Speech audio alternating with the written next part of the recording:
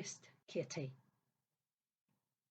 I hope I'll be able to confide everything to you, as I have never been able to confide in anyone. Yours faithfully, Anne Frank, age 13, Amsterdam, Netherlands. Everyone always asked me who Kitty was. But do you know what? Kitty was actually my imaginary friend. All I ever dreamt about was being a writer. A person whose stories would inspire a generation. But I never imagined that this would be my story. During the Second World War, I was forced to go into hiding with my family. You see, it was a very unsafe time for us because we were Jewish. The Nazis were persecuting the Jews and they were being treated unfairly and sent to prison camps, even though they'd done nothing wrong. My family had to hide in a secret annex, which were a few concealed rooms in the factory where my father ran before the war.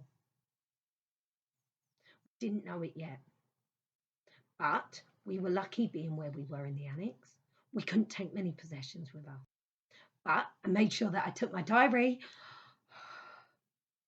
My family consisted of my father, Otto Frank, my mother, Edith Frank, my sister, Margot, and myself. Nobody knew about our hiding place apart from a few trusted friends who would bring us food. I really miss my cat called Morty, who we had to leave behind. He was sweet and his soft coat would always make me feel calm. The entrance was hidden behind a bookshelf. But you mustn't tell anyone. During the war, I poured my heart out in my diary.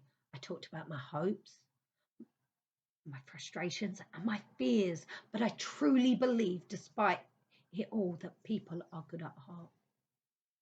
As time went on, more people came to hide with us. We had the Van Pearl family and Fitzpretzer. Food began to get scarce. But we managed.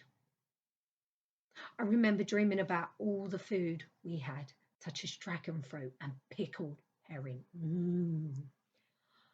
I remember how good it tasted and thinking how one day we'll be able to come out and everything will be back to normal. But after spending 2 years there, we were discovered and sent to prison camps. Sadly, only my father survived the war. As a tribute, he published a diary, and it became known throughout the world. It's considered to be one of the most important books in history. I never stopped dreaming of a better future. I've never given up hope that one day the world would be a better place, and this horror will never be repeated.